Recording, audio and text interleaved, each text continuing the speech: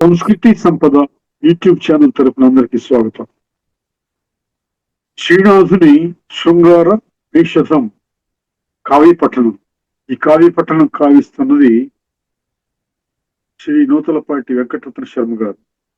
శ్రీ రత్న శర్మ గారు ఈ కావ్య పఠనాన్ని ధారావాహిక ప్రసంగంలో ప్రసంగిస్తున్నారు. వారి ధారావాహిక ప్రసంగంలో ఈరోజు 8వ ప్రసంగం చేస్తున్నారు. శ్రీ రత్న శర్మ గారికి స్వాగతం. నమస్తే.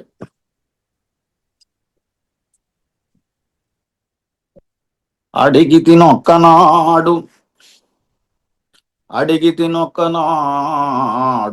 కమలాసను తేరికి మారువంబనై నడుచుచు గురువిలో నిషధనాధునికి ఎవ్వతే యొక్కో భార్యయ్యడునని చక్రఘోషమున ఇంచుకగాని అంత ఏర్పడ విననైతి నీవనుచు బల్కిన చందము దోచెమని. ఇక్కడ ఇంతకు ముందు మనం చెప్పుకున్నాం, ఈ హంస దేవలోకం నుంచి వచ్చిందని, బ్రహ్మ సరస్వతుల యొక్క వాహనాన్ని మోసేటువంటి హంసలు మా కులము సాములని ఇలా చెప్పుకొచ్చింది. సరే, ఒక సందర్భంలో అలసిపోయినప్పుడు ఎప్పుడు మోసేటువంటి హంసలు, వాహనాన్ని మోసేటువంటి హంసలు అలసిపోయినప్పుడు ఎప్పుడో ఒకసారి నేను అది భుజం మీద పెట్టుకుని నేను మోసాను అని చెప్పింది ఇంతకుముందు. అలా కొన్నిసార్లు తనకు అవకాశం వచ్చిందేమో. ఇదిగో అక్కడ ఇలాంటిదే మరి ఇంకొక సన్నివేశాన్ని చూద్దాం. అడిగి తినొక్కనాడు కమలాసను దేరికి వారు వంబునై నడచుచు. అది కమలాసను యొక్క బ్రహ్మ యొక్క తేరుకి, వాహనానికి వారు వంబునై, సరే మోసేటువంటి గుర్రంలాగా అని అయి ఆ వాహనాన్ని మోస్తున్నదై నడుచుచు ఊర్విలో నిషధనాధునికి ఎవతే యొక్క భార్యయుడునని ఒక ప్రశ్న వేసింది. నిషధనాథుడు చాలా అందంగా ఉంటాడు, నలుడు. ఆయనకి భూమి మీద ఆయన రాజు, ఆయనకి ఎవరు భార్య అవుతారు అని ఒక ప్రశ్న వేసింది. నిషధనాధునికి ఎవతే యొక్క భార్యయుడునని ఎవరిని అడిగింది? బ్రహ్మను అడిగింది. ఆ వాహనాన్ని మోస్తూ చక్రఘోషమున ఇంచుకగాని అంత ఏర్పడ విననైతి నీవనుజువకిన చందము దోచెమని. ఆ చక్రఘోషంలో చక్రాలు నడుస్తూ ఉంటాయి కాబట్టి ఆ నడుస్తున్నటువంటి చక్రాల యొక్క ధ్వనిలో ఇంచుక గాని కొంచెం కొంచెమే వినిపించినట్లయింది, పూర్తిగా వినపడలేదు. అంత ఏర్పడ విననైతే మొత్తంగా వినపడలేదు, కొంచెం కొంచెంగా వినపడేది. ఇంచుకగా అని అంత ఏర్పడ విననైతి నీవనుచు బల్కిన చందము దోచెమని. మొత్తానికి నీ పేరే వినపడ్డట్టు అయింది నాకు. నీవనుచు పలికిన చందము దోచన్,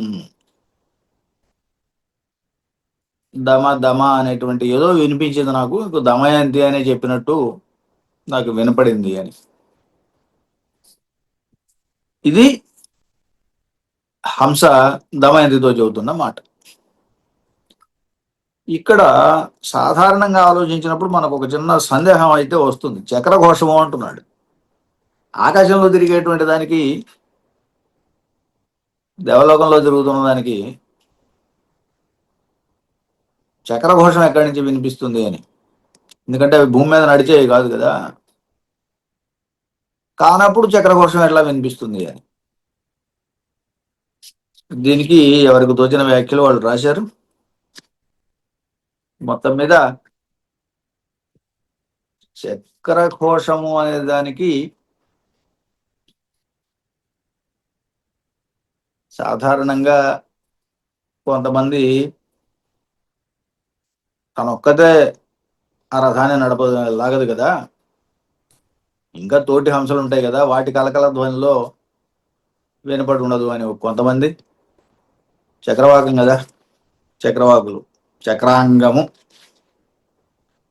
చక్రాంగము అనుట చక్రం అనే లఘుపథంలో వాడాడేమో అని, భీమసేనుడికి భీముడు అని వాడినట్టుగా ఇలా ఎవరు వెనక్కి వాళ్ళు చేశారు.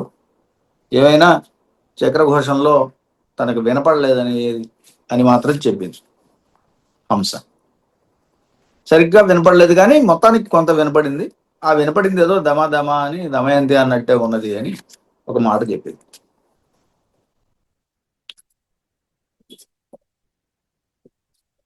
నిర్ణయమా నృపాలునకును నీకును సంగతి, ఎల్లి నేటిలో తూర్ణము చేయగా గలడు తొయసూతి, తదన్యదా వృథా దుర్జయ వృత్తికిన్ మనసు దూర్చిన ఏని, జగజ్జనాపవాదార్ణవముత్తరించుటకు ఆతనికెయ్యది తెప్పచెప్పుమా. ఇక్కడ నిర్ణయము ఆ నృపాలనుకును నీకును సంగతి, పెళ్లి చేసుకోవాలి అనే సంగతి, ఆ నిర్ణయం అనేది నీకు ఆ రాజైనటువంటి నిషధనాథుడైనటువంటిది నలునికి సంబంధించింది. నిర్ణయమా నృపాలునకును నీకును సంగతి, ఎల్లి నేటిలో తూర్ణముసేయగా గలడు తోయదసూతి. సరే, ఇది ఇవాళ రేపో బ్రహ్మదేవుడు నిర్ణయం చేస్తాడు. ఎల్లి నేటిలో, ఎల్లి అంటే రేపు, నేటిలో అంటే ఇవాళ. ఎల్లి నేటిలో అంటే ఇవాళ రేపట్లో అని. తూర్ణముసేయగా గలడు తోయజసూతి, త్వరపరచగలడు.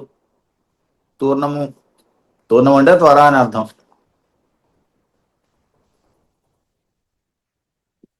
తూర్ణముసేయగా గలడు తోయజసూతి, ఎవరు తొందరలో దీన్ని చేసేది?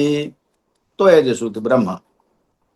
తద అన్యథా వృధా దుర్నయ వృత్తికి మనసు దూర్చనయేని, ఒకవేళ దీనికి భిన్నంగా గనక ఆయన నిర్ణయం చేసినట్టయితే, మనసు అలా గనక చేయాలని మనసు అనుకున్నట్టయితే, ఎవరికి? బ్రహ్మదేవుడికి. తద అన్యథా, దానికి భిన్నంగా, వృధా దుర్నయ వృత్తికి, దుర్నయం అంటే నరుడికి దమయంతికి కాకుండా వేరే వాళ్ళని కూర్చాలని కనుక, అలాంటి దుర్నయ వృత్తికి, దుర్నయ వ్యాపారం, మనసు దూర్చనయని, మనసు ఆ రకంగా గనక ఆలోచించినట్టయితే, జగజ్జనాపవాదార్ణవముత్తరించుటకు అతనికెయ్యది తెప్పచెప్పుమా. జనాపవాదం, లోకంలో ఉన్నటువంటి జనుల యొక్క నింద, ఇట్లా ఎట్లా చేశాడు అని, బ్రహ్మనే నిందిస్తారు అని. జగజ్జనాపవాదం అనేటువంటి అర్ణవము సముద్రం, జగజ్జనాపవాదం అనేటువంటి సముద్రం, దానిని ఉత్తరించుటకు, దాటడానికి అతనికి ఎయ్యటి తెప్ప చెప్పుమా. అతనికి తెప్ప ఏముంటుంది, ఇంకా వాహనం ఏముంటుంది చెప్పుమా అని. పడవ లాంటిది. ఎందుకు? సముద్రాన్ని దాటడానికి పడవ అవసరం, అందుకే తెప్ప అన్నాడు. ఆ సముద్రం ఏం సముద్రం అది? జనాపవాదం, జనాపవాద అర్ణవం. దాన్ని దాటడానికి ఈయనకు ఒక సాధనం ఏమీ ఉండదు అని. కాబట్టి జనాపవాద భీతి చేతనైనా సరే బ్రహ్మదేవుడు నలదమయంతులను కూర్చాలి అని, అందుకన్నా వేరే మార్గం లేదు, గత్యంతరం లేదు అని. నిర్ణయమా నృపాలునకును నీకును సంగతి, అది ఆ నిర్ణయం తీసుకోవాల్సింది మాత్రం మీ ఇద్దరే. నిర్ణయమా నృపాలునకును నీకును సంగతి, ఎల్లి నేటిలో తూర్ణము చేయగా గలడు తోయజసూతి. తోయజసూతి బ్రహ్మ ఇవాళ రేపో దాన్ని నిర్ణయం చేస్తాడు. తద అన్యథా వృధా దుర్నయ వృత్తికి మనసు దూర్చినయేని, దానికి భిన్నంగా గనక మనసు వెళ్ళినట్టయితే, జనా జగజ్జనాపవాదార్ణవము తరించుటకు అతనికి ఏది తెప్పచెప్పుమా. ఒకవేళ బ్రహ్మ అలా భిన్నంగా ఆలోచిస్తే జనాపవాదం అనేటువంటి మహాసముద్రాన్ని దాటడానికి ఆయనకి సాధనం ఏముంటుంది, ఉండదు కదా అని ఇలా చెప్పి అనిన విని ముహూర్త మాత్రము చింతించి ఆ ఇంటి శకుంత వల్లభునకు ఇట్లనియే. అలా హంస చెప్పిన తర్వాత దమయంతి ఒక్క క్షణకాలం చింతించి ఆలోచించి ఆ ఇంటి శకుంత వల్లభునకు ఇట్లనియే. శకుంత వల్లభుడు అంటే హంస, శకుంతములు అంటే పక్షులు, పక్షిరాజు పక్షినాథుడు. అలాంటి హంసకు దమయంతి చెబుతోంది, హంసతోటి చెబుతోంది. ఏం చెబుతోందో చూద్దాం. బాల్యమున చేసి ఏను చాపలము భూని నిన్ను నాయసబెట్టి తిని గ్రహమున తప్పు చేసితి లోగొమ్ము దయదలిర్పన్ బ్రహ్మవాహన కుల ముఖ్య పక్షిరాజా. బ్రహ్మవాహన కుల ముఖ్య, బ్రహ్మవాహనమైనటువంటి హంస కులంలో ప్రధానమైన దాన ఓ పక్షిరాజా అని సంబోధించి బ్రహ్మవాహన కుల ముఖ్య పక్షిరాజా ఇది సంబోధన. బాల్యమున చేసి ఏను చాపలము భూని, ఇది సమస్య. బాల్యావస్థ, తెలిసి తెలియనితనం, ఆ చాపల్యం చేత నిన్ను ఆయాసపెట్టి నిగ్రహమున, నిన్ను పట్టుకోవడానికి ఆయాస పెట్టాను, శ్రమ పెట్టాను, నిన్ను శ్రమ పెట్టాను. నిన్ను ఆయాసపెట్టి నిగ్రహమున తప్పు చేసి, నేను తప్పు చేశాను. లోగొమ్ము దయదలిప్ప, దయతోటి లోగొమ్ము మన్నించుము అని అడుగుతాను, మన్నింపగోరుతున్నాను అని మళ్ళీ హంసను అడిగింది దమయంతి. బాల్యమున చేసి ఏను చాపలము భూని నిన్ను నాయసబెట్టి నిగ్రహమున, నిగ్రహం అంటే పట్టుకోవడం, పట్టుకోవడంలో నిన్ను పట్టుకోవడానికి కొంత నిన్ను శ్రమ పెట్టాను, ఆయాస పెట్టింది. తప్పు చేసి లోగము దయదలిర్పన్, దయతోటి దయదలిర్పగా లోగొమ్ము మన్నించు అని చెప్పి అడిగింది. తప్పు చేశాననే సంగతి తనకు అర్థమైంది. అందువల్ల దమయంతి హంసతోటి ఇలా అన్నదనమాట అని ఇంకా కూడా స్తుతిస్తోంది. దర్శనీయంబు నీ తను విలాసం వెప్పుడు నీ మనం అత్యంత నిర్మలంబు. ఒక పని కావాలంటే ఎదుటి వాళ్ళని పొగడటం సర్వసాధారణమైనటువంటి స్థితి. వాళ్ళని మెచ్చుకుంటే వాళ్ళు కొంచెం ఆనందపడతారు, ఆనందపడితే పని చేసి పెడతారు, అంతే కదా. ఇక్కడ అది సాధారణంగా లోకంలో కనిపించేటువంటి నైజం. ఇక్కడ అట్లాగే తాను స్తుతిస్తోంది దమయంతి హంసని. దర్శనీయంబు నీ తను విలాసం వెప్పుడు నీ మనంబు అత్యంత నిర్మలంబు. మధురాక్షరములు నీ మహిత భాషణములు కీర్తనీయంబు నీ వర్తనంబు. ప్రౌఢియుక్తంబు నీ ప్రతిభా విశేషంబు కమనీయతరము నీ కల్గితనము.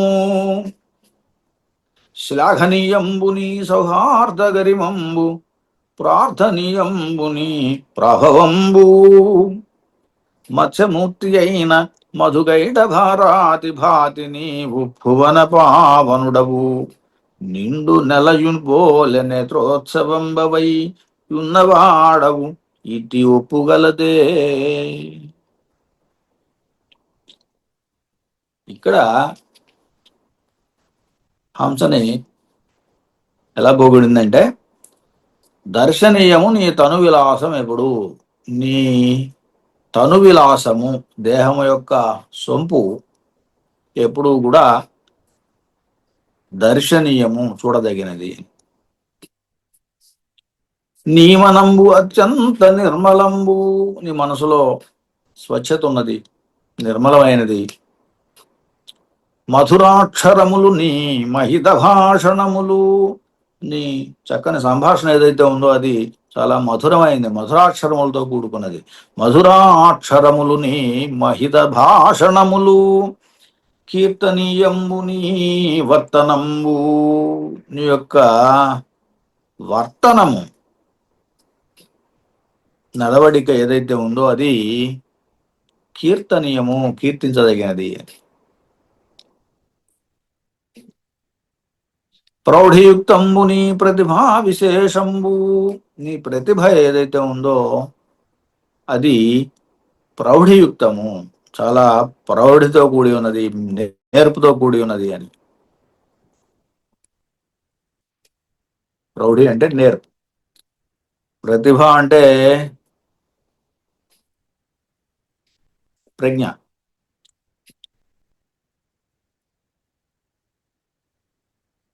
కమనీయతరముని కల్కితనము, కమనీయతనముని కమనీయతరముని కల్కితనము. కలికితనము అంటే ఇక్కడ కలికి అంటే స్త్రీ, కానీ కలికితనము అన్నప్పుడు ఇక్కడ మనోజ్ఞమైన అని అర్థం. కమనీయతరము కలికితనము అని.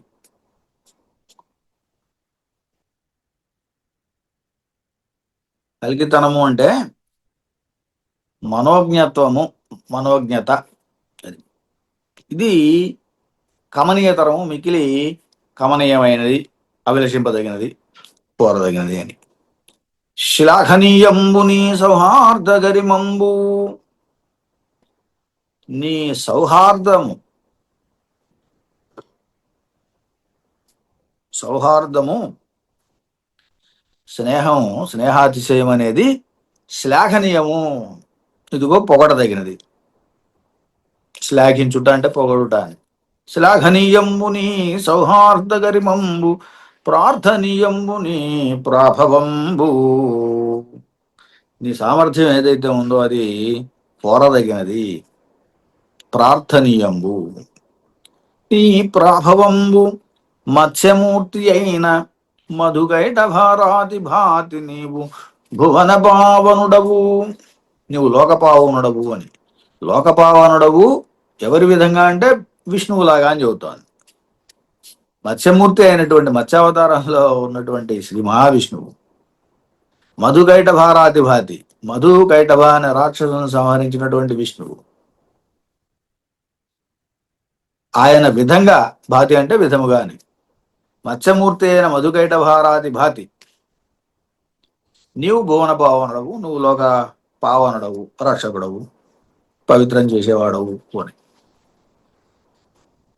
నిండు నెలయుబోల నేత్రోత్సవంబవై ఉన్నవాడవు, ఇటు ఒప్పుగలదే. ఇంకా నిండు నెలలాగా, చంద్రుడిలాగా, పూర్ణమి చంద్రుడిలాగా నేత్రోత్సవం అయి ఉన్నావు, కళ్ళకు ఆనందం కలిగిస్తూ ఉన్నావు. అటువంటి నీవు ఇటు ఒప్పుగలదే, ఈ రకమైనటువంటి ఒప్పిదమైనటువంటిది ఏముంటుంది అని చెప్పి హంసని పొగిడింది.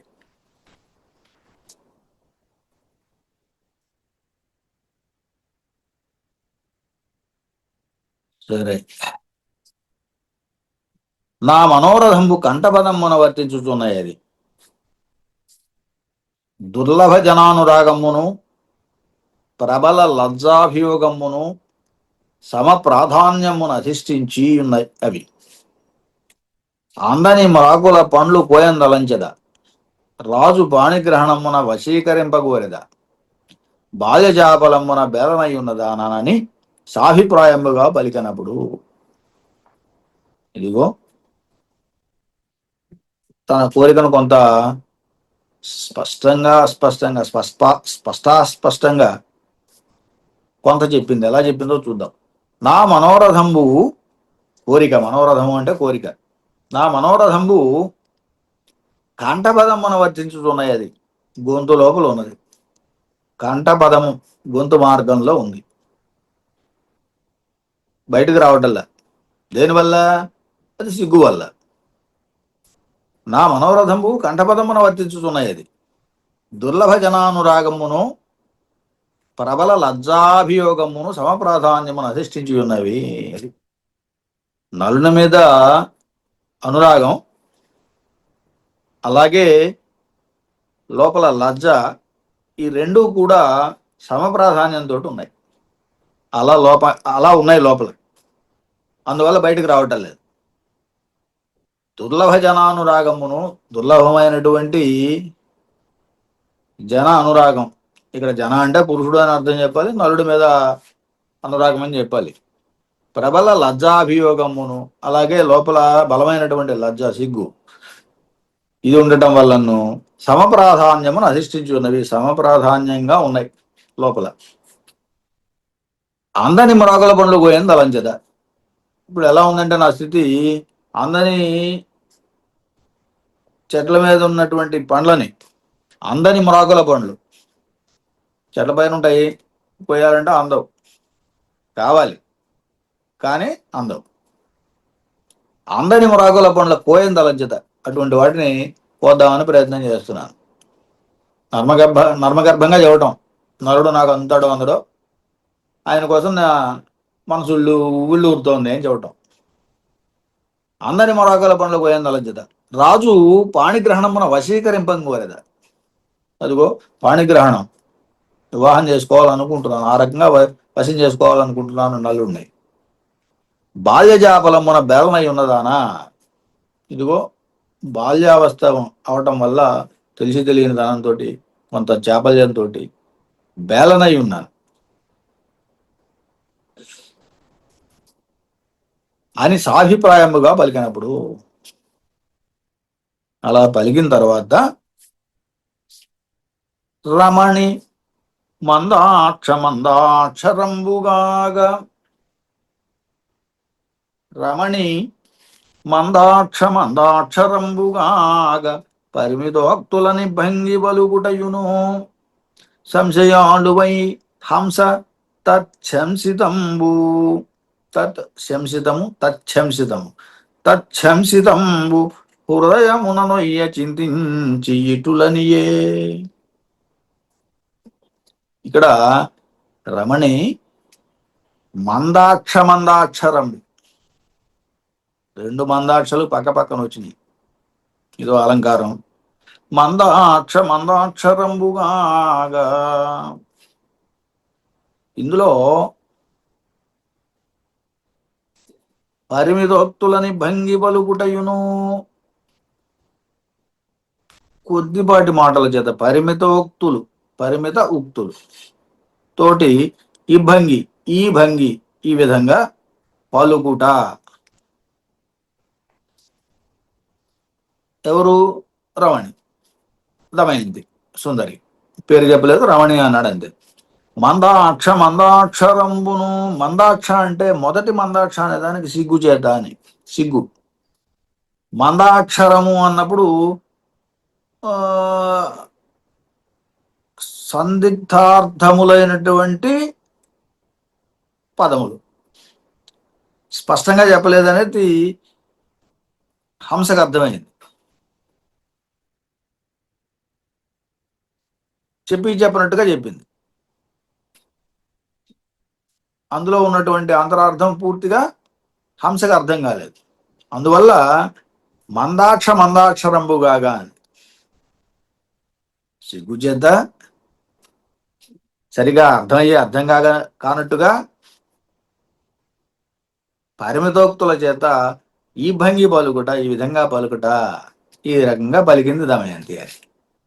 సంశయాలువై, ఆ మాటలకి సంశయం కలిగింది హంసకి.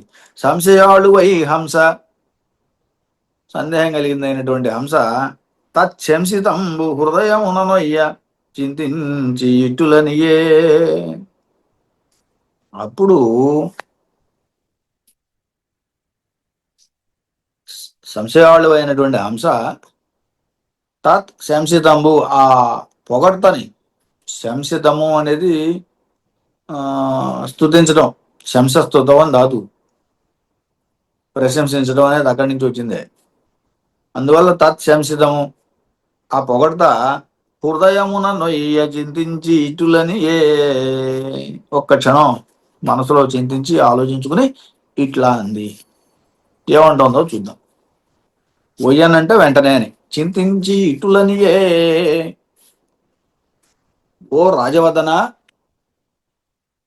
రాజపాణిగ్రహణంబు దృష్టాంతీకరించి నీ పలికిన సుభాషితములకు అర్థం వెయ్యది అంతిమ వర్ణమునకు వేదవర్ణంబు వలె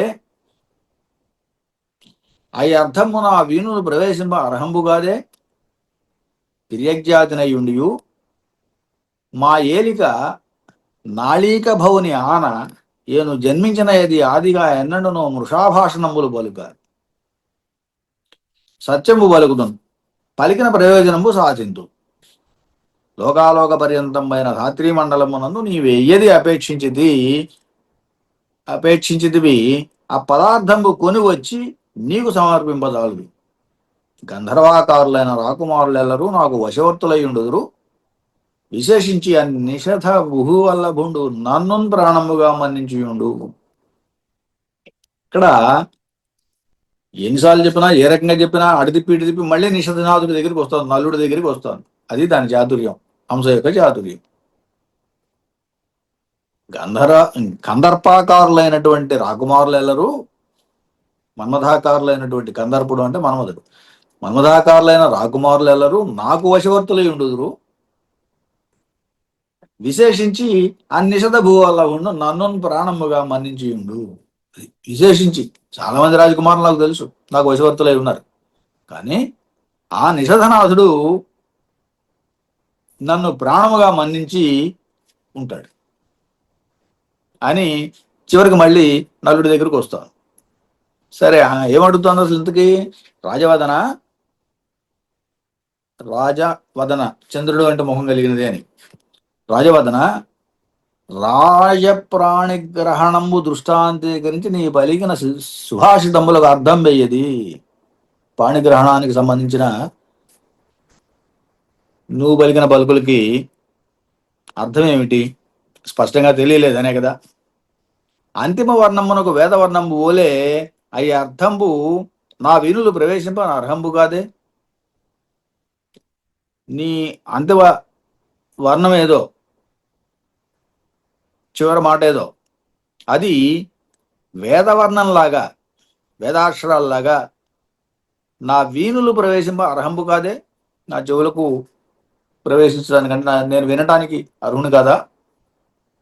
తిర్యగ్జాతినయుండియు మా ఏలిక నాళిక భౌని ఆన, తిర్యగ్జాతి పక్షి జాతుల్లో ఉండి మా ఏలిక నాళిక భౌని ఆన బ్రహ్మదేవుని పైన ఒట్టు అని. నాళిక భౌని ఆన ఈయను జన్మించిన ఏది ఆదిగా ఎన్నడనో మృషాభాషణములు పలుక. నేను పుట్టిన దగ్గర నుంచి ఇప్పటిదాకా ఎప్పుడు అబద్ధాలు ఆడలేదని మృషాభాషణం పలుక. సత్యము పలుకుదును, అసత్యం ఎప్పుడు ఆడలేదు, సత్యాన్నే పలుకుతూ ఉంటాను అని. పలికిన ప్రయోజనము సాధించును. పైగా ఒక మాట అంటే ఆ మాట యొక్క ప్రయోజనాన్ని సాధిస్తాను. లోకాలోక పర్యంతమైన రాత్రి మండలం నందు నీవెయ్యది అపేక్షించితివి ఆ పదార్థము కొనివచ్చి నీకు సమర్పింపజాలదు. ఈ లోకాలోకాలన్నింటిలో కూడా నీకు ఏది కావాలని కోరుతావో దాన్ని తీసుకొచ్చి నేను ఇవ్వగలిగిన సమర్థత ఉన్నది నాకు. ఆ పదార్థము కొనివచ్చి నీకు సమర్పింపజాలదు. కందర్పాకారులైన రాకుమారులెల్లరూ నాకు వశవర్తులయ్యుందురు. విశేషించి నిషధ భూవల్లభుండు నన్ను ప్రాణముగా మన్నించియుండు. విశేషించి నరుడు నన్ను ఎక్కువగా మన్నించి ఉంటాడు అని నలుడి దగ్గరకు వచ్చాగింది మళ్ళీ సంభాషణ. అతడు పాణిగ్రహణార్హుండు విను నీకు అతని గోత్పగనేత్తున దివయేను. పిన్న పాపవు నీవు పితృపరాధీనవు కార్యనిర్ణయ శక్తి కలదే నీకు. ఆవల నిషధరాజు అఖిల లోకేశ్వరుండు ఈవల పరమేష్టి హితుడనేను. సందేహ డోలాధిశాయి అయిన ప్రసంగం ఇప్పట్టునందున నేనెట్లునత్తు మొదల సంఘటించిన పొంది కార్యమవల విఘటించనేని గౌరవముదపి ప్రాణమై నన్ను రమ్ము పొమ్మను నృపాలు నెదుర తల వంచుకొని ఉండనెట్లు నేర్తూ.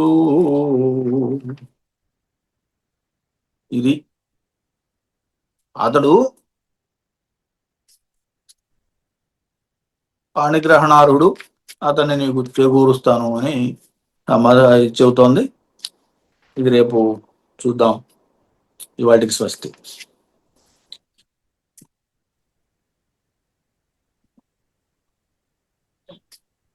శ్రీనాథుని శృంగార నైషధం కావ్య పఠనాన్ని ధారావాహిక ప్రసంగంలో ప్రసంగించిన శ్రీ నూతలపాటి వెంకటరత్న శర్మ గారికి ధన్యవాదాలు.